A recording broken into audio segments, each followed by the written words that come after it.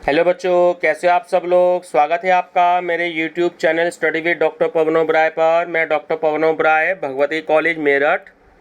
बच्चों, आज इस वीडियो में मैं आपके लिए जो है BA थर्ड ईयर में जो चौधरी चरण सिंह यूनिवर्सिटी मेरठ में हिस्ट्री का 5th पेपर है आपका, पॉलिटिकल हिस्ट्री ऑफ इंडिया, तो वो 2020 का मैं क्वेश्चन पेपर आपको सॉल्व करवाऊंगा और आपसे डिस्कस करूंगा। ठीक है, क्योंकि इस समय लॉकडाउन लगा हुआ है, तो जिन्होंने मेरा चैनल सब्सक्राइब कर रखा है तो उन बच्चों के ये कमेंट आते हैं या वो बच्चे जो है ये कहते हैं कि सर जो है उसमें उनको BA में कुछ मार्केट में इस समय लॉकडाउन लगा हुआ है, कोई बुक्स अवेलेबल नहीं हो पा रही है या कोई मॉडल पेपर अवेलेबल नहीं हो पा रहा है। तो मैंने कहा कि चलिए ठीक है, मैं आप लोगों से प्रीवियस ईयर के कम से कम क्वेश्चन पेपर वो मैं आपसे डिस्कस करूंगा। ठीक है, तो ये जो हिस्ट्री के आपके 3 सब्जेक्ट होते हैं, पॉलिटिकल हिस्ट्री ऑफ इंडिया होता है, एक आपका हिस्ट्री ऑफ इंडियन कल्चर होता है, और एक आपका तीसरा पेपर जो शायद चॉइस में होता है, चॉइस में की हिस्ट्री ऑफ मॉडर्न वर्ल्ड। तो ये मैं तीनों आपसे डिस्कस करूँगा और ये तीनों पेपर जो हैं मेरे को 2016 तक के अवेलेबल हैं। ठीक है, यानी कि मैंने 5 साल के जो हैं ये अवेलेबल करे हैं और तीनों सब्जेक्ट के हैं। तो जिस स्टूडेंट के पास जोन सा पेपर है तो वो डिस्कस कर सकता है। ठीक है, वो अपनी स्टडी भी कर ले। ठीक है, तो मैं बताना चाहूँगा कि इसके लिए अगर जो है आप मेरा चैनल जरूर सब्सक्राइब करें study with doctor Pawan Oberoi पर, क्योंकि जब मैंने आपका स्पोर्ट्स एंड फिजिकल एजुकेशन का करवाया था तो उसमें बहुत सारे बच्चों ने चैनल सब्सक्राइब कर रखा है मेरा, तो उसमें BA थर्ड ईयर के भी बहुत सारे स्टूडेंट हैं। तो मैं आपसे वैसे भी डिस्कस करूंगा जो आपके यूनिट वाइज क्वेश्चन हैं, और आपसे जो प्रीवियस ईयर एक क्वेश्चन पेपर है वो भी डिस्कस करूंगा। तो जब मैंने स्टूडेंट से बात करी तो उन्होंने बोला कि सर पहले प्रीवियस ईयर के क्वेश्चन पेपर डिस्कस कर दीजिएगा, उसके बाद जो एडिशनल क्वेश्चंस हैं, इंपॉर्टेंट क्वेश्चन, वो आप डिस्कस करिएगा। ठीक है, तो मैं आज आपसे डिस्कस करूंगा ये वाले प्रीवियस ईयर क्वेश्चन। मैंने हिंदी के भी 3 क्वेश्चन पेपर डिस्कस करे हैं, तो जिनके पास CCS यूनिवर्सिटी मेरठ में हिंदी है थर्ड ईयर में, तो वो प्लेलिस्ट देख सकते हो। इसकी भी मैं एक अलग से प्लेलिस्ट बनाऊंगा। ये हिस्ट्री के तीनों पेपर हैं, तीनों पेपर की अलग से प्लेलिस्ट बनाऊंगा, तो आप सभी बच्चे प्लेलिस्ट में देख सकते हो। और मैं प्लेलिस्ट जो है ये सारे पेपर प्लेलिस्ट में ऐड कर देता हूँ। ठीक है ना बच्चों, तो आप प्लेलिस्ट में देख लीजिएगा सारे क्वेश्चन पेपर्स। ठीक है, आज मैं पहला क्वेश्चन पेपर आपसे डिस्कस कर रहा हूँ। क्वेश्चन पेपर हिंदी इंग्लिश दोनों में है, आप जैसे स्क्रीन पर देख रहे हो। तो हिंदी मीडियम के बच्चे भी उतना ही बेनिफिट ले सकते हैं और इंग्लिश मीडियम के बच्चे भी उतना ही बेनिफिट ले सकते हैं, बट मैं डिस्कस हिंदी में करूँगा। इंग्लिश मीडियम वाले बच्चे जो हैं अपना इंग्लिश में देख सकते हैं। ठीक है बच्चों, चलिए स्पीड थोड़ी हाई रखेंगे और सीधा क्वेश्चन और आंसर से सीधा डिस्कस करेंगे। ठीक है ना, मैं ऑप्शन नहीं पढ़ूंगा, सीधा क्वेश्चन और आंसर। चलिए, फर्स्ट क्वेश्चन है कि ब्लू वाटर नीति का संबंध है किससे है, तो वह है फ्रांसिस्को एल्मिंडा से। ठीक, अंग्रेजों ने पुर्तगालियों से दहेज में भारत का कौन सा स्थान प्राप्त किया, तो वो किया Bombay. Dutch east India company की स्थापना कब हुई, तो वो हुई 1602 ईस्वी में। ठीक है, 1760 में वॉन्डिवॉश के युद्ध में कौन सी 2 यूरोपियन शक्तियां शामिल थी, तो वो थी फ्रांसीसी और ब्रिटिश। वसई की संधि किसके मध्य हुई, तो वो अंग्रेज व बाजीराव द्वितीय के मध्य हुई। ठीक है, द्वितीय आंग्ल मैसूर युद्ध के बाद कौन सी संधि संपन्न हुई, तो वो मंगलोर की संधि हुई। पोर्टो नोवो के युद्ध में कौन पराजित हुआ था, टीपू सुल्तान। ठीक है, ध्यान रखना, बहुत इंपॉर्टेंट क्वेश्चन है। ठीक है, चलिए सॉरी मैं गलत बोल गया, हैदर अली। ठीक है, पोर्टो नोवो के युद्ध में हैदर अली पराजित हुए थे। ठीक है ना। प्रथम आंग्ल मराठा युद्ध कब लड़ा गया, तो वो 1775 से 1782 ईस्वी के बीच में लड़ा गया। शाही फरमान के लिए किस शब्द का प्रयोग किया जाता था, दस्तक का। 12 भाई समिति की स्थापना किस मराठा ने की थी, तो वो की थी नाना फडणवीस ने, ठीक है, नाना फडणवीस ने। ठीक, चलिए, हैदर अली का जो जन्म हुआ था कहाँ हुआ था? तो हैदर अली का जन्म हुआ था बुदीकोट में। कहाँ पर? बुदीकोट में, ठीक है। बंगाल के शासक, किस शासक ने अपनी राजधानी मुर्शिदाबाद से मुंगेर स्थानांतरित की? ठीक है, मीर कासिम ने। श्री रंगपट्टनम की संधि किस आंग्ल मैसूर युद्ध में की गई? वो था ऑप्शन नंबर है आपका डी, तृतीय आंग्ल मैसूर युद्ध। ठीक है।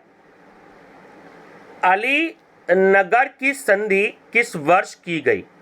वो की गई 1757 ईस्वी में। ठीक है। किसके द्वारा भारत में अंग्रेजी शिक्षा का प्रारंभ किया गया?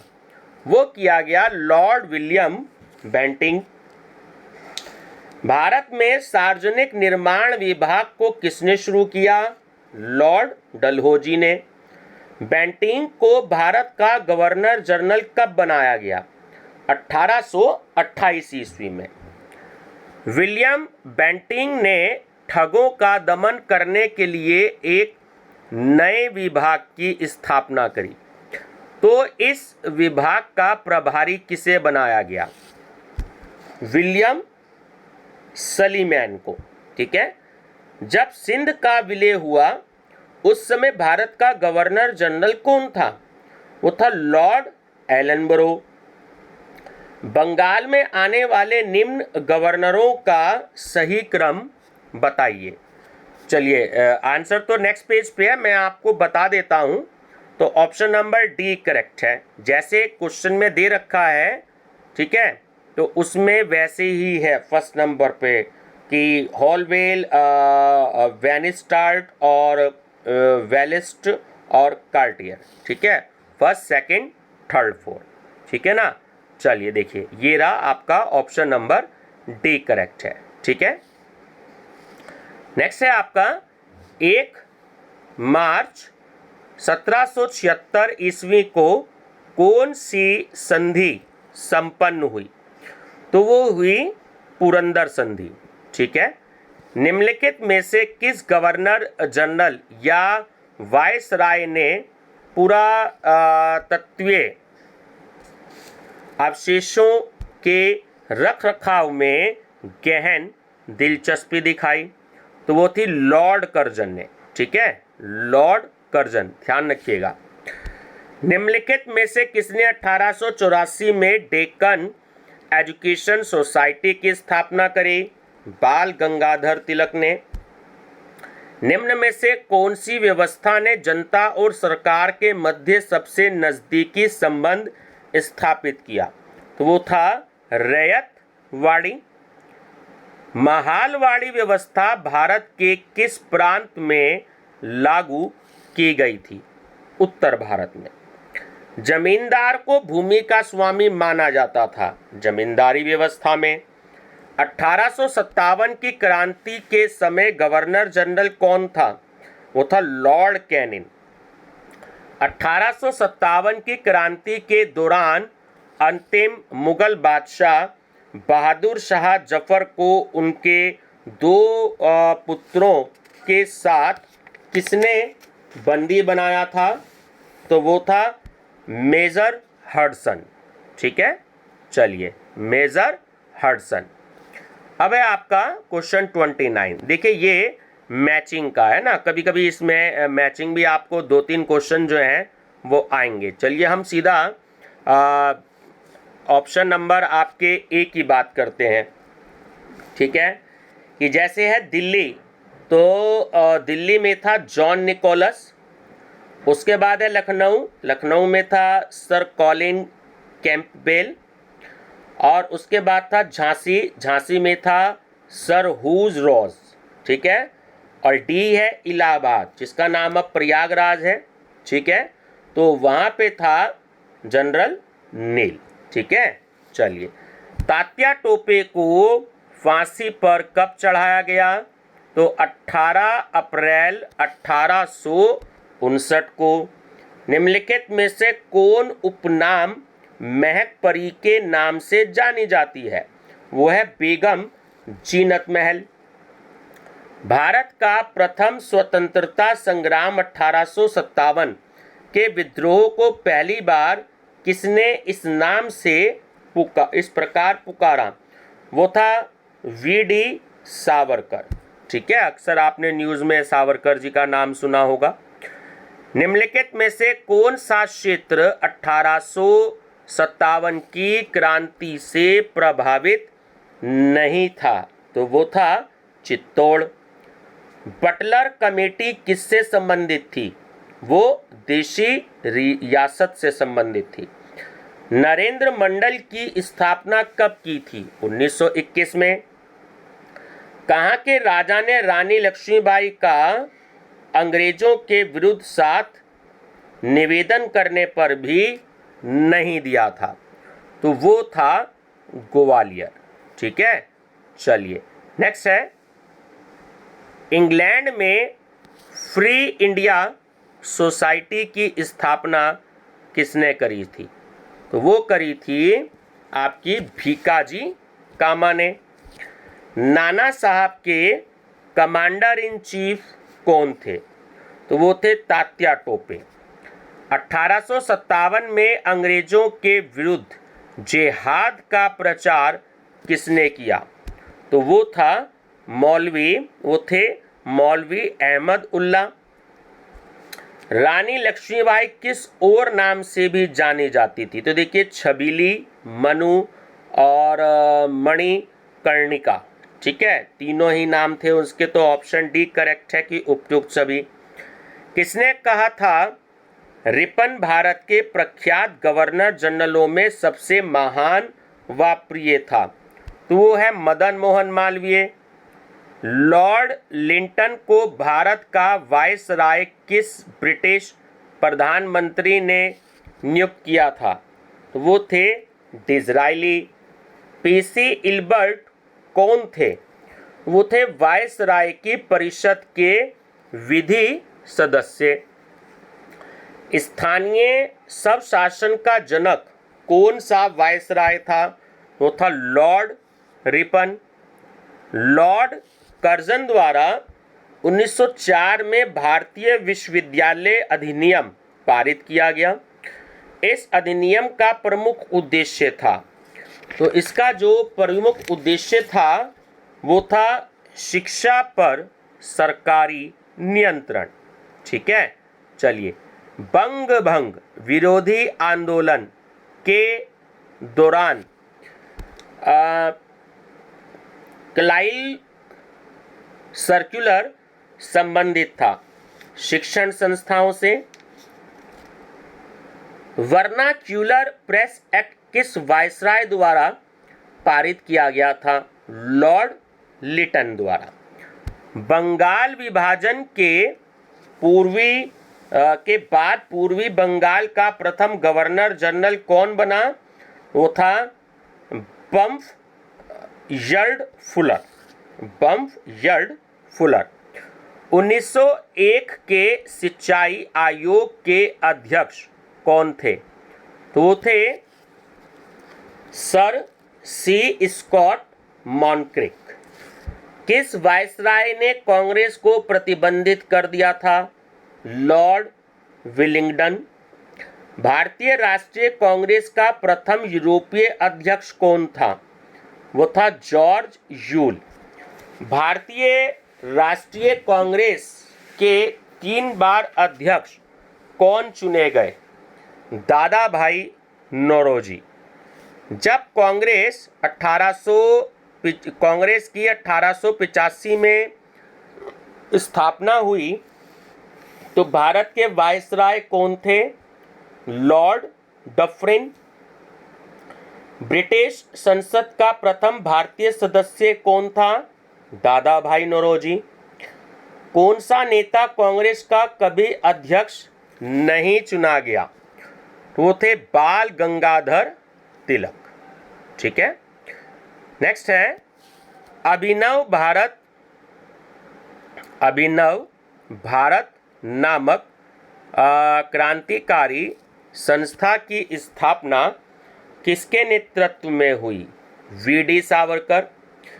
बीजी तिलक को भारत का हीरा किसने कहा? गोपाल कृष्ण गोखले ने। निम्नलिखित में से किसने विश्वविद्यालयों में धार्मिक शिक्षा के लिए प्रबलता से वकालत करी? मदन मोहन मालवीय जी ने। किसकी अध्यक्षता वाली कांग्रेस अधिवेशन में असहयोग आंदोलन का प्रस्ताव पारित हुआ? Lala Lajpat Rai. Indian poverty and un British rule in India के लेखक कौन थे? Dadabhai Naoroji. The Indian revolt of 1942 पुस्तक के लेखक का क्या नाम था? तो वो था प्रोफेसर अंबा प्रसाद।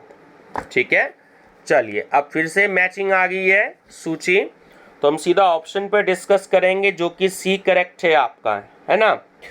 जो रानी लक्ष्मीबाई है वो युद्ध में मारे गए, 4 नंबर। उसके बाद जो तात्या टोपे हैं गिरफ्तार करके फांसी दी गई। उसके बाद जो नाना साहब हैं वो नेपाल पलायित हो गए, और जो बहादुर शाह थे, ठीक है, तो वो थे रंगून निर्वासित। ठीक है, चलिए नेक्स्ट है आपका 63 क्वेश्चन 63। 1909 ईस्वी में इंग्लैंड में इंडिया काउंसिलिंग के निम्नलिखित में से कौन सदस्य नियुक्त किए गए? ठीक है, तो ये किए गए केजी गुप्ता एवं सैयद हुसैन बिल ग्रामी। सविज्ञा अवज्ञा आंदोलन का प्रारंभ कब हुआ? 6 अप्रैल 1930 को। सांप्रदायिक प्रतिनिधित्व प्रणाली किस एक्ट द्वारा लागू की गई? 1909 का एक्ट। ठीक है, कूका आंदोलन कहां से शुरू हुआ? पंजाब से। लॉर्ड हार्डिंग पर बम किसने फेंका? रास बिहारी बोस ने। भारत एक नहीं बल्कि 2 देश हैं, यह किसने कहा? मोहम्मद अली जिन्ना ने। निम्न में से कौन हैप्पी क्लब का संस्थापक था? गोविंद बल्लभ पंत।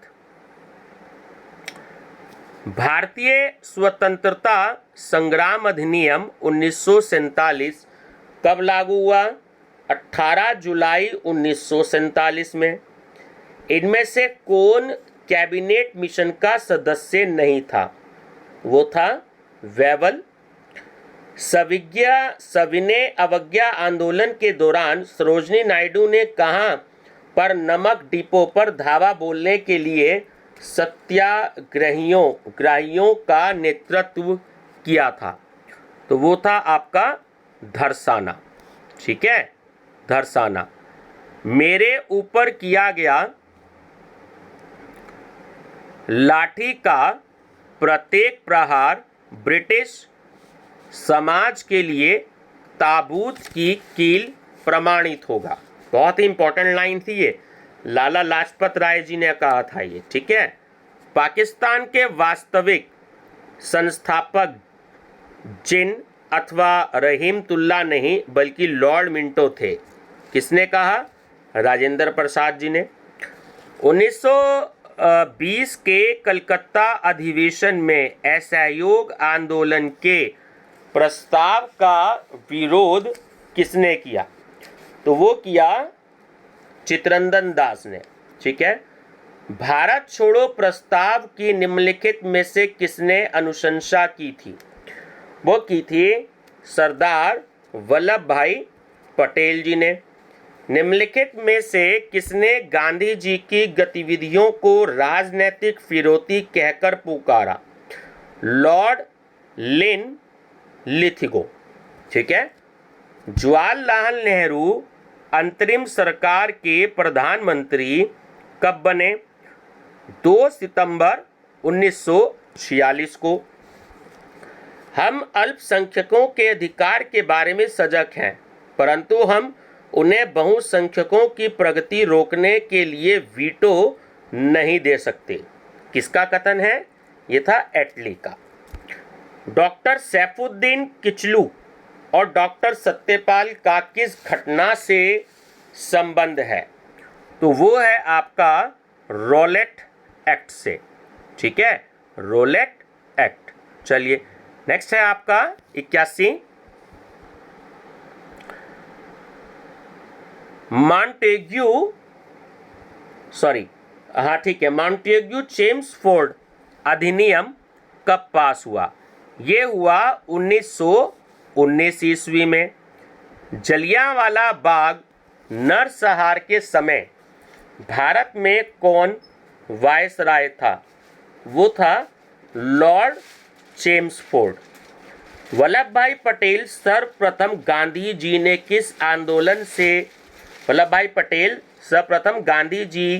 के किस आंदोलन से जुड़े? वो थे खेड़ा सत्याग्रह। ठीक है, जुलाई 1909 में कर्नल विलियम कर्जन वाइली की गोली मारकर हत्या किसने करी? वो करे मदन लाल ढींगरा ने। यह एक डूबते बैंक का अग्रिम तिथि का चेक है। क्रिप्स के प्रस्ताव के विषय में यह कथन किसका है? वो है महात्मा गांधी जी का। ठीक है, मुस्लिम लीग का प्रथम अध्यक्ष कौन था? आगा खां। मुस्लिम लीग ने मुक्ति दिवस किस दिन मनाया? 22 दिसंबर 1939 को। ठीक, फिर से देखिए मैचिंग आ गया, तो मैं आपको बता देता हूं। चलिए नेक्स्ट पेज पे देखिए, इसका आंसर भी है ना, ये आपके सामने है। तो ऑप्शन बी जो है वो इसका करेक्ट है कि जो भारत छोड़ो आंदोलन था तो वो 1942 से संबंधित है। जो आपका साइमन कमीशन है 1927 से संबंधित है। खिलाफत आंदोलन जो है वो आपका 1920 से संबंधित है। और जो आपका डी है मॉन्टेग्यू चेम्सफोर्ड सुधार अधिनियम, तो वो आपका 1919 से रिलेटेड है। ठीक है, तो ऑप्शन नंबर बी जो है वो आपका करेक्ट है। चलिए 89, कम्युनल अवार्ड की घोषणा के समय इंग्लैंड का प्रधानमंत्री कौन था? तो वो था रेमजे मैकडोनाल्ड। ठीक है, दिल्ली चलो का नारा किसने दिया? सुभाष चंद्र बोस ने। सुभाष चंद्र बोस द्वारा अंडमान द्वीप को क्या नाम दिया गया? शहीद। निम्नलिखित में से कौन से बड़े राज्यों ने जून 1947 में ही स्वतंत्र बने रहने की इच्छा व्यक्त की थी? तो वो थी ट्रावनकोर एवं भोपाल। प्रसिद्ध क्रांतिकारी आशुतोष कोयला किस क्रांतिकारी संगठन के सदस्य थे? विद्युत वाहिनी। द इंडियन मुस्लिम पुस्तक के लेखक थे, वो थे W हंटर। निम्नलिखित में से कौन कलकत्ता विश्वविद्यालय का प्रथम भारतीय उप कुलपति था, यानी कि वाइस चांसलर? जैसे अब हमारे यहाँ सीसस यूनिवर्सिटी मेरठ में NK तनेजा जी हैं, ठीक है ना, तो वो थे। ठीक है, चले नहीं, ये आपसे जो है उप कुलपति पूछ रही, यानी pro VC pro vice chancellor. जैसे यहाँ वाई विमला जी हैं तो उस समय थे आशुतोष मुखर्जी। ठीक है ना, आपसे जो है ये फर्स्ट देखिए, इसमें उप कुलपति दिया। जबकि अगर हम अब आज की बात करें तो जो कुलपति जो है एक्चुअली वो वाइस चांसलर होता है। यहाँ पे प्रो वर्ल्ड जो है वो मिसिंग है। ठीक है, अब उस समय के हिसाब से क्या होगा कह नहीं सकते। अब तो प्रो VC जो है वो सीसीएस यूनिवर्सिटी की वाई विमला जी हैं। और ठीक है ना, तो वो चलिए 96 क्वेश्चन जो है वो डिस्कस नहीं करेंगे क्योंकि ये यूनिवर्सिटी ने काट दिया था इसका आंसर। ठीक है, 97 है, 1942 के आंदोलन में डॉक्टर राजेंद्र प्रसाद को किस जेल में रखा? बांकीपुर जेल में। ठीक है। 98 फिर डिस्कस नहीं करेंगे, ये यूनिवर्सिटी ने काट दिया था। 99 निम्नलिखित में से किस वायसराय ने भारतीयों को राय बहादुर और खान बहादुर के उपाधियां देना जो था वो प्रारंभ किया था? तो वो था लॉर्ड मेयो ने। ठीक है। और लास्ट क्वेश्चन है 100 माउंटबेटन योजना कब लागू की गई? तो ये की गई आपकी 3 जून 1947 ईस्वी में।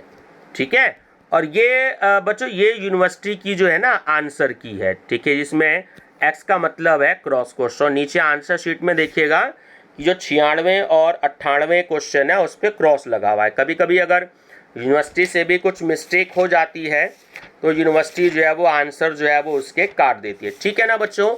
ये हिंदी इंग्लिश में मैंने आपसे डिस्कस किया।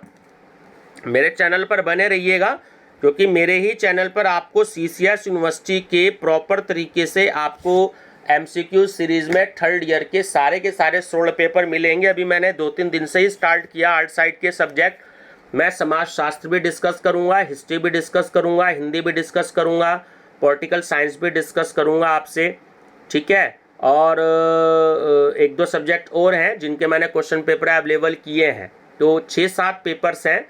ठीक है। तो वो मैं आपसे डिस्कस करूंगा। ठीक है ना। बट आप मेरे चैनल पर बने रहिएगा और ये सब आप प्लेलिस्ट में आप देख सकते हैं। आपके पास व्हाट्सएप ग्रुप होता है तो आप अपने फ्रेंड सर्कल में इनको जैसे ही आप देखें तो उनको शेयर कर दीजिएगा, study with doctor Pawan Oberoi. ठीक है। अगर आपको कोई मुझे सजेशन देना तो आप मुझे कमेंट बॉक्स में दे सकते हैं। मैं कोशिश करूंगा कि आप जो चीज़ चाहते हैं मैं उसको पूरा करवाऊँ। Thank you students.